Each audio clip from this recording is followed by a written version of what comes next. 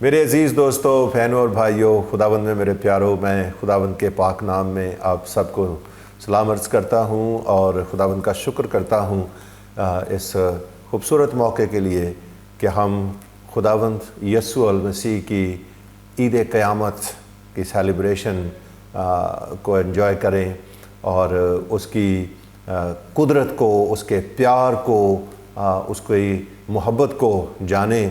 اور یہ دن ایسے ہیں جب خداوند یسوع مسیح نے دنیا کی نجات کے لیے دکھ سہا، مصلوب ہوا، مر گیا اور مردوں میں سے جی اٹھا۔ اور یہ بہت ہی امپورٹنٹ باتیں ہیں جن پر ہمیں ریفلیکٹ کرنا ہے، ہمیں غور کرنا ہے اور خداوند کا شکر کرنا ہے۔ تو کروسیفکشن اور ریزریکشن آف جیزس، خداوند یسوع مسیح کی مصلوبیت اور اس کی قیامت، مردوں میں سے جی اٹھنا، یہ بہت امپورٹنٹ ہے مسیحی ایمان، اور نہ صرف مسیحی ایمان کے لیے بلکہ پوری انسانیت کے لیے۔ تو خداوند یسوع مسیح مصلوب کیوں کر ہوئے، کیوں ان کو یہ دکھ سہنا پڑے، یہ ایک بہت امپورٹنٹ اور بہت بڑا سوال ہے۔ ہم جانتے ہیں کہ دنیا کی ایک جو بڑی آبادی ہے وہ مسیح خداوند کی مصلوبیت کا، اس کی تصلیب کا انکار کرتے ہیں کہ وہ تو مصلوب ہوا ہی نہیں، اور بہت سے لوگ جو ہیں وہ اس کی کلی طور پر اہمیت سے واقف نہیں ہیں۔ خداوند یسوع مسیح کو کون سی ایسی چیز تھی جو صلیب پر لے آئی؟ کیوں صلیب کے بغیر وہ کام نہیں ہو سکتا تھا جو کہ مسیح خداوند کو مصلوب ہونا پڑا؟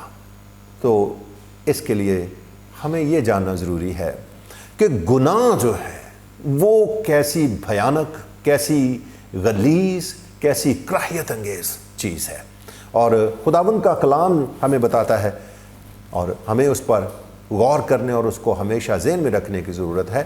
the heinousness and wickedness of sin، گناہ جو ہے وہ بہت خداوند کے نزدیک قابل نفرت چیز ہے، خداوند کی انسلٹ کرنے والا ایکشن ہے۔ اس قادر مطلق خدا کا جو کائنات کی بزرگ ترین ہستی، سب سے اعلیٰ ترین ہستی، سب سے عزت دار ہستی ہے، اس کے اگینسٹ، اس کے حکموں کو رد کر دینا سب سے بڑی ہتک ہے خدا قادر مطلق کی، اور اس لیے گناہ بہت ہی سیریس بات ہے، بہت یہ کراہیت انگیز چیز ہے خدا کے نزدیک۔ تاہم گناہ بہت ہی کراہیت انگیز چیز ہے، یہ خدا کے نزدیک بہت نفرت انگیز چیز ہے، کیونکہ گناہ، اس کے اثرات نہایت بھیانک ہیں۔ خدا اور انسان کے تعلقات کے لیے وہ بہت بھیانک قسم کے اس کے نتائج ہیں۔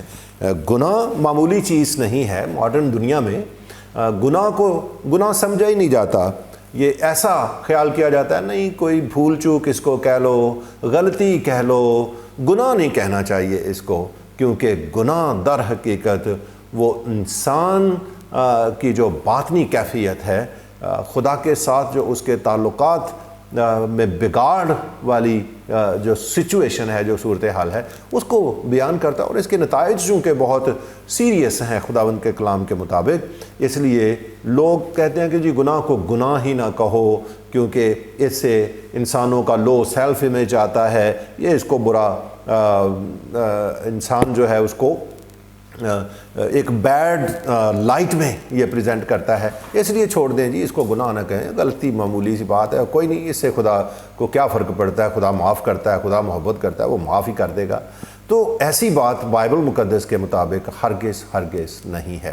خدا کے نزدیک گناہ بہت زیادہ خطرناک چیز ہے، قابل نفرت، کراہیت والی چیز ہے، کیونکہ انسانوں کے وہ ایکشن جو خدا کی عزت اور تکریم نہیں کرتے، اس کے احکامات کی فرما برداری نہیں کرتے، تو وہ خدا کو رد کر دینے، خدا کے تخت سے گویا اس کو اتار دینے، اس کے اختیار کو چیلنج کرنے، اس کے خلاف بغاوت کرنے کے عمل کو گناہ کہا جاتا ہے۔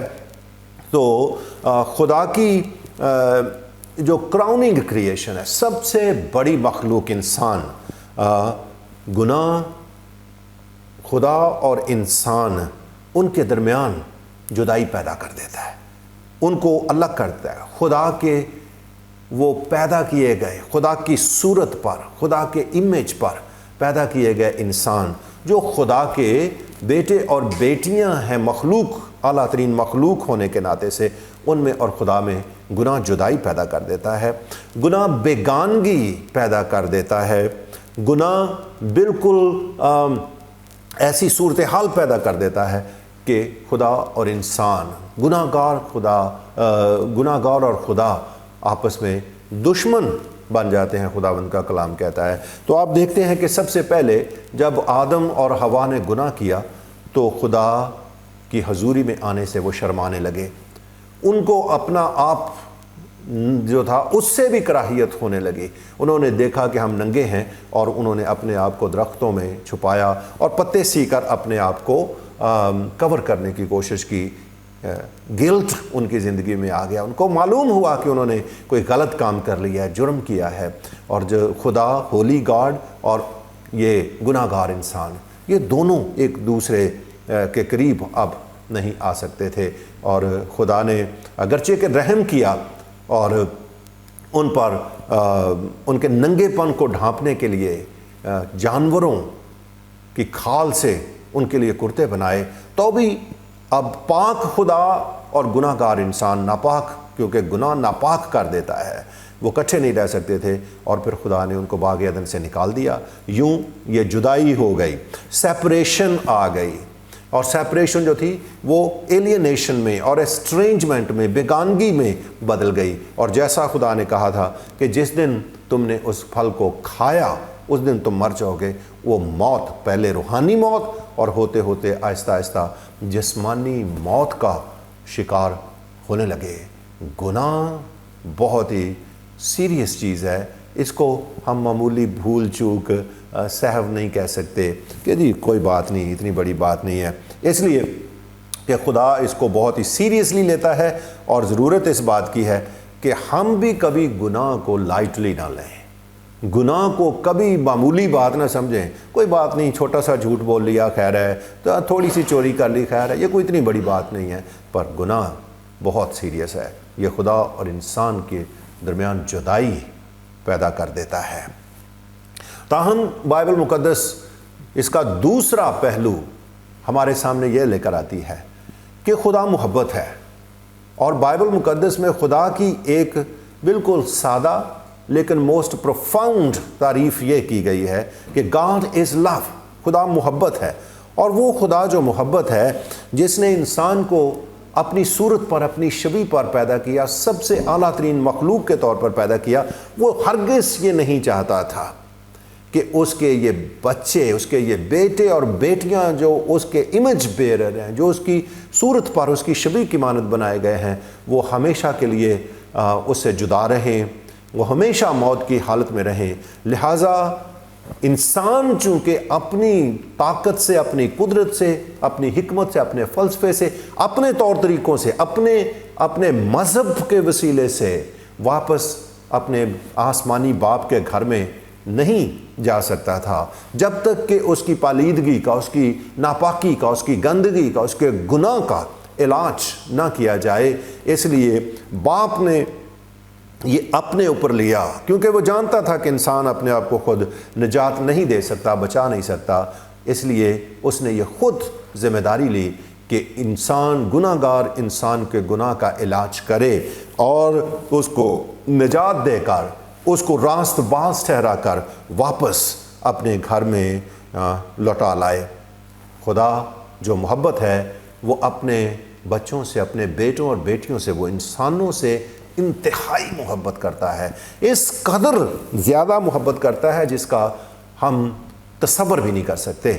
اور خداوند کا کلام یوحنا رسول کی معرفت انجیل بیان، اس کا 3 باب اور 16ویں آیت اس کا ہمیں تھوڑا سا اشارہ دیتی ہے کہ خدا نے دنیا سے ایسی محبت رکھی کہ اس نے اپنا اکلوتا بیٹا بخش دیا۔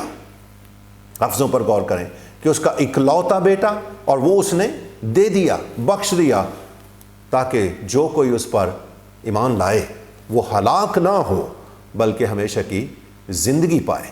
وہ جو ہلاکت میں پڑے ہوئے ہیں، جن کے پاس اب زندگی نہیں ہے، ہمیشہ کی زندگی نہیں ہے، خدا محبت اپنی ظاہر کرتا ہے، اور اس لیے کرتا ہے تاکہ وہ گناہ گار بچائے جائیں، وہ زندگی پائیں اور ہمیشہ کی زندگی پائیں۔ اس لیے خدا نے اپنے بیٹے کو دنیا میں بھیجا تاکہ وہ گناہ گاروں کی نجات کے لیے اور خدا اور انسان کے درمیان صلح کروانے کے لیے گناہ گار انسان کی جگہ جو باغی ہے، جو نافرمان ہے، فرما برداری پوری کرنے کے لیے خود آ کر ان کا عوضی بنے، ان کی جگہ لے، گناہ گاروں کی جگہ لے، اور وہ ساری گناہ کی سزا بھی اٹھائے اور ان کی جگہ پر پوری خدا کے حضور فرما برداری اور راست بازی بھی پوری کرے، اور یوں ان کے لیے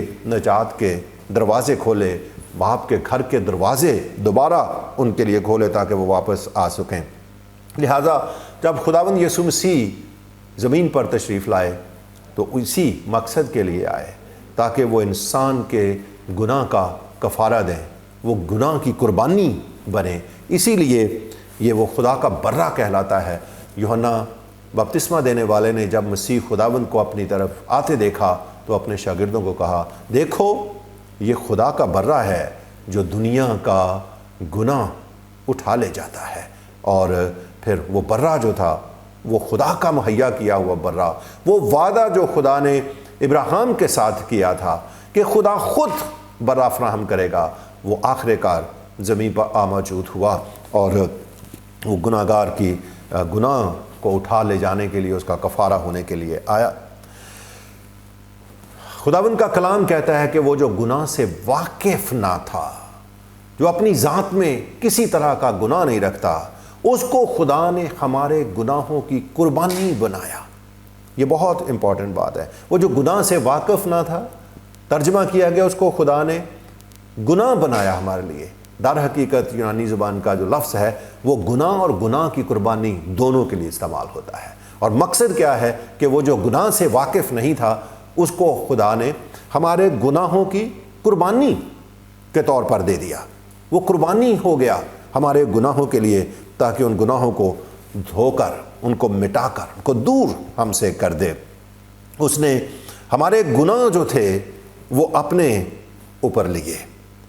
لکھا ہے کہ وہ آپ اپنے بدن پر ہمارے گناہوں کو لیے ہوئے صلیب پر چڑھ گیا۔ صلیب پر گناہوں کا علاج ہوتا ہے۔ پوری دنیا کا گناہ یسوع ناصری اپنے اوپر لے کر صلیب پر چڑھ گیا، کیلوں پر پھر چڑھ کر اس نے حکموں کی تو وہ دستاویز خداوند کا کلام کہتا ہے جو ہمارے نام پر اور ہمارے خلاف تھی، اس کو صلیب پر جڑ کر، کیلوں سے جڑ کر ہمارے سامنے سے ہٹا دیا تاکہ خدا کے ساتھ، خدا باپ کے ساتھ ہماری دوبارہ صلح ہو سکے، میل ملاپ ہو سکے۔ اس نے گناہ کی سزا، میرے اور آپ کے گناہ کی سزا اپنے اوپر لے لی، کیونکہ ہم میں سے کوئی بھی اس گناہ کی سزا کو برداشت نہیں کر سکتا تھا۔ خداوند نے ہماری سزا اپنے اوپر لے لی۔ وہ ہمارا عوضی بن کر صلیب پر آیا۔ وہ صلیب جو میری تھی، وہ موت جو میری تھی، جو آپ کی تھی، وہ اس کو میری اور آپ کی گناہ کی سزا اٹھانے کے لیے وہ صلیب پر چڑھا۔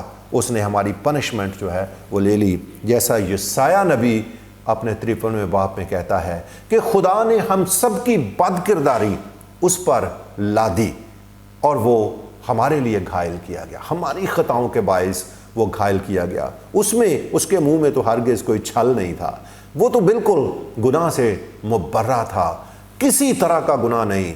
ہر اعتبار سے خداوند کا کلام کہتا ہے اس کی ذات میں گناہ نہیں ہے، وہ خدا سے خدا، نور سے نور، حقیقی نور، وہ بالکل بے گناہ، بے عیب ہے۔ اور دنیا کی مقدس کتابیں بھی جو ہیں وہ ان باتوں کی گواہی دیتی ہیں کہ اس کی ذات میں گناہ نہیں، وہ بالکل پاکیزہ، پاک، منزہ ہے، کوئی اس جیسا دوسرا ہے نہیں۔ لیکن وہ ہمارے گناہوں کی خاطر مصلوب ہوا، ہمارے گناہوں کو اپنے اوپر لے کر وہ صلیب پر چڑھ گیا، اس نے ہماری پنشمنٹ لی۔ کیونکہ خداوند کا کلام کیا فرماتا ہے کہ جو جان گناہ کرے گی وہ مرے گی۔ جو جان گناہ کرتی ہے اس کے لیے فتویٰ موت کا ہے، اور خدا کا انصاف بہت ضروری کہ اس پر خدا کا انصاف مکمل ہو۔ لیکن خدا اپنی محبت کی خوبی یوں ظاہر کرتا ہے کہ جب ہم گناہ گار ہی تھے، خداوند کا کلام کہتا ہے، تو اس نے اپنے بیٹے کو بھیجا جو ہمارے جسم کی صورت لے کر آیا، تاکہ ہمارے گناہوں کو اپنے اوپر لے کر وہ ہمارے گناہوں کی قربانی ہو اور ہم کو موت سے وہ چھڑا لے۔ اس نے گناہ کی پنشمنٹ خود اٹھائی، وہ صلیب پر بذات خود مصلوب ہوا، وہ اس لیے تاکہ ہماری جگہ لے کر اس پنشمنٹ کو، اس سزا کو اٹھائے۔ وہ مصلوب ہوا، مر گیا اور پھر دفن ہوا۔ مسیحی کسی ایسے مسیح سے واقف نہیں ہے جو صلیب کے وقت کو دھوکہ دے کر چلا گیا، جو عین اس وقت جب اس کو گناہ کی قربانی کے لیے قربان ہونا تھا آسمان پر اٹھا لیا گیا، جس کی جگہ پر کسی اور کی شبیہ بدل گئی، کسی اور کو پکڑ کر مصلوب کر دیا گیا اور وہ بیچ میں سے بچ کر نکل گیا۔ خداوند کا کلام تسلسل کے ساتھ کہتا ہے، اور خداوند یسوع مسیح نے بارہا اپنے شاگردوں کو کہا، ضرور ہے کہ ہم یروشلم کی طرف جائیں، ضرور ہے کہ ابن آدم کو جو ہے سردار کاہن اور قوم کے بزرگ رد کریں اور غیر قوموں کے حوالے کر دیں، وہ پکڑوا کر وہ قتل کیا جائے، مصلوب کیا جائے، مر جائے اور دفن ہو، اور پھر ضرور ہے کہ وہ تیسرے دن مردوں میں سے جی بھی اٹھے۔ یہ خداوند کی زندگی میں اس سے پہلے کہ یہ باتیں وقوع پذیر ہوتیں، وہ بارہا بذات خود یہ فرماتے رہے کہ یہ لازم ہے کہ وہ مصلوب ہو۔ نیکودیمس کو بھی انہوں نے یہ کہا کہ جس طرح موسیٰ نے سانپ کو اونچے پر چڑھایا تھا، ویسے ہی ابن آدم بھی اونچے پر چڑھایا جائے گا، جیسے موسیٰ نے سانپ کو لکڑی پر بلی پر بیابان میں لٹکایا، اور جو کوئی اس پر نظر کرتا تھا سانپ کا ڈسا جو مرنے کے قریب ہوتا تھا وہ بچ جاتا تھا، ویسے ہی خداوند نے کہا تاکہ جو کوئی اس پر نظر کرے، ابن آدم یعنی یسوع المسیح بھی مصلوب کیا جائے گا، تاکہ جو کوئی اس پر ایمان لائے، اس پر نظر کرے، وہ موت سے بچ جائے۔ وہ اس لیے مصلوب ہوا، مر گیا اور دفن ہوا۔ لیکن خداوند کی بڑی مہربانی، بڑی قدرت کہاں پر ظاہر ہوئی کہ خداوند یسوع المسیح تیسرے دن موت کو شکست دے کر، قبر کو شکست دے کر مردوں میں سے جی اٹھے۔ اگر وہ قبر ہی میں پڑا رہتا تو ان ہزاروں مصلوب ہونے والے یہودیوں میں سے وہ بھی ایک گمنام مصلوب یہودی ہوتا، کیونکہ اسرائیل کی تاریخ میں جس قدر یہودیوں کو رومیوں نے مصلوب کیا، ایک اندازے کے مطابق تقریباً 10,000 یہودی جو تھے وہ مصلوب کیے گئے، اور ایک جنرل، رومی جنرل نے ایک ہی دن میں 500 یہودیوں کو صلیب پر لٹکا دیا۔ اس نے 2000، ایک جنرل نے 2000 یہودی جو تھے ان کو مصلوب کر دیا۔ خداوند یسوع مسیح کے داہنے اور بائیں طرف بھی اس دن بھی 2 لوگ جو تھے مصلوب ہوئے، لیکن ان دونوں میں سے کوئی بھی مردوں میں سے جی نہیں اٹھا۔ باقیوں میں سے جتنے مصلوب ہوئے کوئی مردوں میں سے جی نہیں اٹھا، پر خداوند یسوع المسیح تیسرے دن موت کو شکست دے کر، قبر کو فتح کر کے مردوں میں سے جی اٹھے۔ اور یہ جو قیامت ہے، یہ قیامت بربادی کا نام نہیں ہے۔ مسیحی قیامت سے گھبراتے نہیں ہیں، کیونکہ قیامت در حقیقت تو مطلب ہے قائم کیے جانے کا، دوبارہ سے کھڑا کر دیے جانے کا۔ ہاں، مسیح خداوند کی آمد سے پہلے بہت سے بھونچال آئیں گے، بہت سے طوفان آئیں گے، بڑی بڑی جو قوتیں ہیں، خداوند کا کلام کہتا ہے تاکہ آسمانی قوتیں وہ ہلائی جائیں گی، ایک طرح کے قحط پڑیں گے، جنگ و جدل ہوگا، بے شمار شاید ہلاکتیں بھی ہوں گی، لیکن مسیحوں کے نزدیک قیامت بربادی کا نام نہیں ہے، قیامت قائم کیے جانے کا نام ہے۔ اور وہ قیامت لکھا ہے کہ یسوع قیامت کی نشانی ہے، عیسیٰ قیامت کی نشانی ہے۔ وہ قیامت کا نشان کیا ہے، ثبوت کیا ہے؟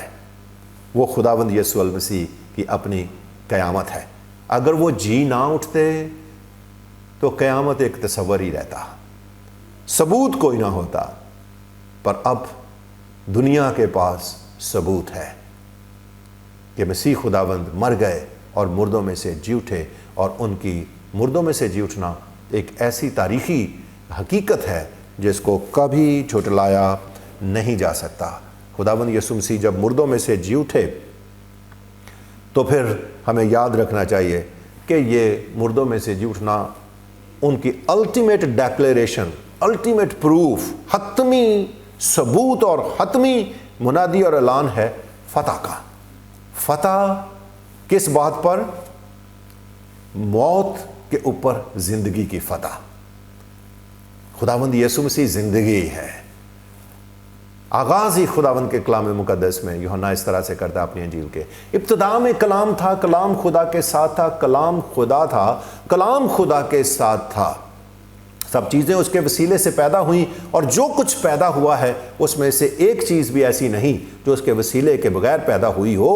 और फिर खुदावंद का कलाम क्या फरमाता है? उसमें ज़िंदगी थी, उसमें ज़िंदगी थी, और ये ज़िंदगी सेल्फ एग्जिस्टेंट, इंडिस्ट्रक्टिबल ज़िंदगी, वो ज़िंदगी जिसको ख़त्म नहीं किया जा सकता, बिल्कुल बर्बाद नहीं किया जा सकता, वो ज़िंदगी, ओरिजिनल लाइफ उसके अंदर थी। और जब बदनी तौर पर उसकी मौत वाक़या हुई सलीब पर और उसको कब्र में रख भी दिया गया, तो वो तीसरे दिन जब मुर्दों में से जी उठा तो इससे पता चला कि फतह जिंदगी की है, फतह यस्सु की है, उसमें जिंदगी है, और वो जिंदगी मौत पर गालिब आई है। जो जिंदगी मौत पर गालिब आई है, ये विक्ट्री है, लाइफ ओवर डेथ। और इस बात से मसीहों को और दुनिया भर को शादमान होना चाहिए कि कब्र या मौत हतमी मकाम इंसानों के लिए नहीं है, ये लास्ट डेस्टिनी नहीं है। It's not the final resting place for humanity.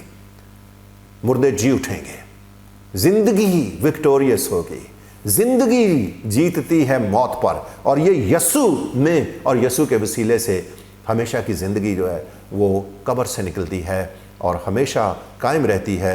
इसलिए जो उस पर ईमान लाता है वो भी इसी ज़िंदगी में मौत से निकलकर ज़िंदगी में दाखिल हो जाता है। और इसीलिए मसीह खुदावंद पे फरमाते हैं कि गो वो मर जाए तो भी ज़िंदा है। और मसीह के आने पर मुर्दे भी सब जी उठेंगे, बदन भी तब जी उठेंगे, लेकिन जो उस पर ईमान लाता है वो मौत से निकलकर ज़िंदगी में दाखिल हो गया।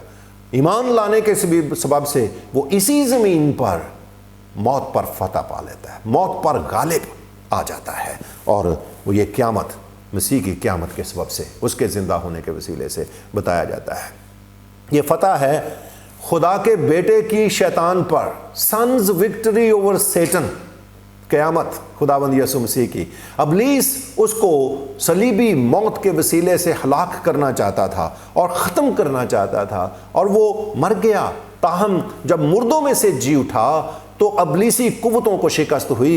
हम देखते हैं कि सलीब पर 3 घंटे तक टोटल दुनिया की तारीकी की कुव्वतों का इज्तमा हुआ, मसीह खुदावंद के साथ उनका मुकाबला हुआ। सलीब मैदाने जंग बन गई, और ऐसा लगता था कि इब्लीस फतहमंद हो गया, ऐसा लगता था कि पॉलिटिकल पावर्स जो थीं वो फतहमंद हो गई, ऐसा लगता था कि यहूदी मजहबी रहनुमा फाते हुए, ऐसा लगता था कि रोमन पावर जो थी पॉलिटिकल वो फतहमंद हो गई। पर तीसरे दिन जब यीशु मसीह मुर्दों में से जी उठा तो इन सब की शिकस्त और खुदा के बेटे की फतह दिखाई देती है। वो मुर्दों में से जी उठा, और जो उसने दावा किया था कि मैं खुदा का बेटा हूँ, उसको साबित किया। पौलुस रसूल फरमाते हैं कि मसीह खुदावंद हमारा मुनज्जी, अगरचे वो जिस्म के एतबार से दाऊद की नस्ल से था, लेकिन मुर्दों में से जी उठने के बायस कुदरत के साथ, पावर के साथ खुदा का बेटा साबित हुआ, खुदा का बेटा ठहरा। ये खुदा के बेटे की शैतान पर फतह है। ये फतह है नूर की तारीकी पर। जैसा मैंने कहा कि सलीब पर दुनिया भर की तारीकी जो थी, पूरी कायनात की तारीकी की कुव्वतें आ गई, ऐसा अंधेरा छा गया कि कुछ न दिखाई नहीं देता था। और मौत दर हकीकत अल्टीमेट इंसानों के लिए अल्टीमेट डार्कनेस है। कब्र में कोई रोशनियां नहीं होती, तारीकी ही तारीकी होती है। लेकिन हफ्ते के पहले दिन इतवार की सुबह, जब अभी सूरज निकला भी नहीं था, तड़का ही था, तो एक आफताब उठा, एक सूरज निकला, रोशनी उस कब्र में से निकली। जब मसीह खुदावंद जो दुनिया का नूर है, जब वो उस कब्र में से निकला, जिसने ये कहा था कि I am the light of the world, मैं दुनिया का नूर हूं। उस और नूर लिखा है तारीकी में चमकता है और तारीकी उस पर गालिब नहीं आती, तारीकी उस पर गालिब नहीं आती। इस नूर पर तारीकी कभी गालिब नहीं आई। नूर तारीकी में से उस पर गालिब होकर निकला और तब से ये आफताब सदाकत, ये जिंदगी का नूर आबोताब, पूरी आबोताब के साथ चमक रहा है। और जो उसकी रोशनी को लेते हैं, उसकी रोशनी में आते हैं, उनकी रूहें, तारीक रूहें रोशन हो जाती हैं, तारीक दिलो दिमाग रोशन हो जाते हैं। वो नूर था जिसके बारे में यूहन्ना ने कहा, हकीकी नूर जो हर एक आदमी को रोशन करता है, दुनिया में आने में था। इस रोशनी को दुश्मनों ने, अबलीस ने बुझाने की कोशिश की, ताहम बुझा नहीं सके। तारीकी उस पर गालिब नहीं आती, ये मगलूब करती है। मसीह मुर्दों में से पूरी कुदरत के साथ जी उठा। ये फतह थी ना सिर्फ तारीकी पर नूर की, बल्कि फिर नाउमीदी, मायूसी पर उम्मीद की फतह। मायूसियाँ आजकल हमारी कौम को घेरे हुए हैं। हर तरफ मायूसी ही मायूसी है। हर तरफ लोग आटे के थैले के लिए अपनी जानें दे रहे हैं, मर रहे हैं।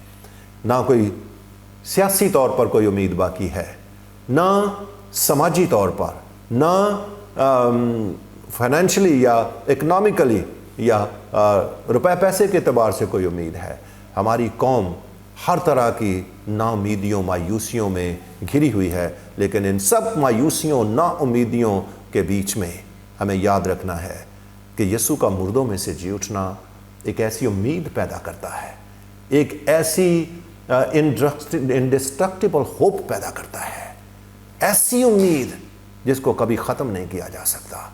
क्योंकि मौत हद है दुनिया में, इसके बाद किसी को कोई उम्मीद नहीं होती।